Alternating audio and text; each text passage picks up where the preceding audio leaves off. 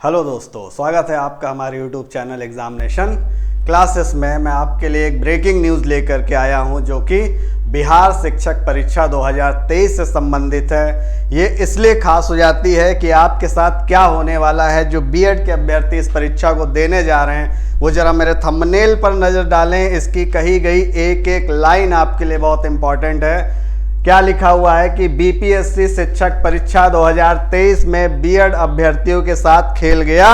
BPSC कैसे खेल गया आपके साथ कि आपको परीक्षा भी दिला देगा, लेकिन उसका परिणाम क्या होगा ये आपको बिल्कुल भी नहीं स्पष्ट किया है उन्होंने। आज जो कि बीपीएससी के चेयरमैन हैं, इन्होंने अतुल प्रसाद, इन्होंने क्या कहा है, इनकी एक पूरा बयान जारी किया गया है। अतुल प्रसाद ये कौन है? ये अध्यक्ष हैं कहाँ के? बीपीएससी के।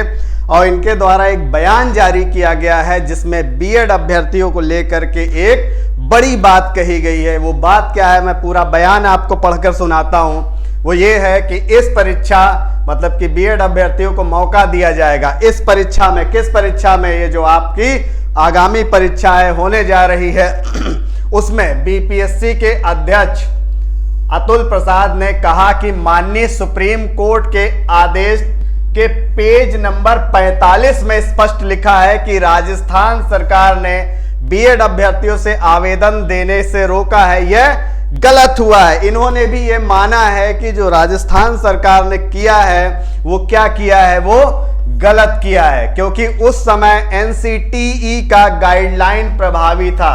किस समय? उस समय जब राजस्थान ने रोका बीएड अभ्यर्थियों को आवेदन देने से, उस वक्त एनसीटीई का गाइडलाइन प्रभावी था। इस दृष्टिकोण से उन्हें गाइडलाइन का पालन करना चाहिए था। इन्होंने स्पष्ट कहा कि उस वक्त जब आपका कोई भी नियम प्रभावी होता है उस वक्त आप किसी को उस काम से रोक नहीं सकते। इन्होंने स्पष्ट कहा इस दृष्टिकोण से उन्हें गाइडलाइन का पालन करना चाहिए था।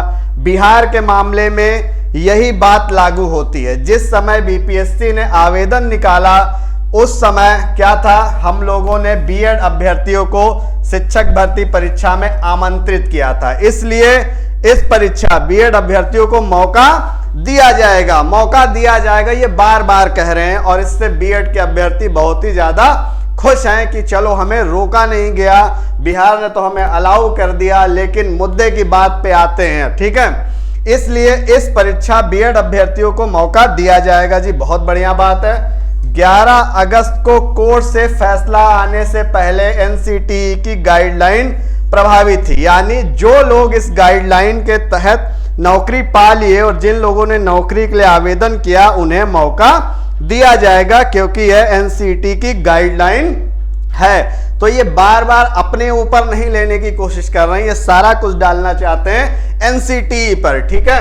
आगे क्या है आपके लिए, बीएड अभ्यर्थी पात्र हैं या नहीं, इस पर बीपीएससी को भी संशय है। अभी भी बीपीएससी को क्या है, संशय है, कंफ्यूजन है। तो आइए देखते हैं आगे बयान में क्या है कि राजस्थान के मामले में सुप्रीम कोर्ट ने अपने निर्णय पेज नंबर 35 से 36 में कहा कि जब आपके पास में डिप्लोमाधारी पर्याप्त संख्या में उपलब्ध थे तो आपको बीएड कोर्स को सहमति देने का कोई औचित्य नहीं था। ये किसके द्वारा कहा गया है? ये सुप्रीम कोर्ट के द्वारा कहा गया है, माननीय उच्चतम न्यायालय के द्वारा कहा गया है। अगर हम यही कहें कि हमारे पास पर्याप्त संख्या में डिप्लोमाधारी उपलब्ध हैं तो हमें परीक्षा स्थगित करने का क्या अधिकार है, इसलिए हम सुप्रीम कोर्ट का अवमानना नहीं करेंगे। हमारे पास 3.80 लाख डिप्लोमाधारी उपलब्ध हैं, इसलिए हम उनके अधिकार का हनन नहीं कर सकते हैं। अगर बीएड अभ्यर्थी पुनर्विचार याचिका दायर करेंगे तो इस पर जो फैसला आएगा उस पर विचार किया जाएगा।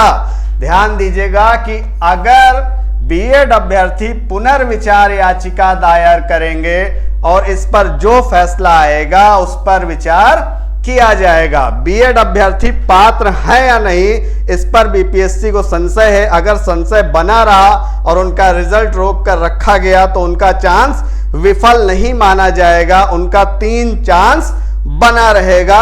ये बातें हैं। आगे क्या है कि जो भी निर्णय होगा वह परीक्षा फल को प्रभावित करेगा। इनका कहना है कि हम रोकेंगे नहीं, ये छात्रों का, ये विद्यार्थियों का, चाहे वो बीएड वाले हो चाहे बीटीसी वाले हैं, उनका ये अधिकार है। हम ये अधिकार उनसे नहीं छीन सकते हैं। ठीक है, एनसीटी की गाइडलाइन के तहत यह अधिकार बीएड अभ्यर्थियों को परीक्षा में उपस्थित होने तक ही है। ध्यान रखिएगा, यह अधिकार कहां तक सीमित हो गया? यह बीएड अभ्यर्थियों के परीक्षा में उपस्थित होने तक ही है।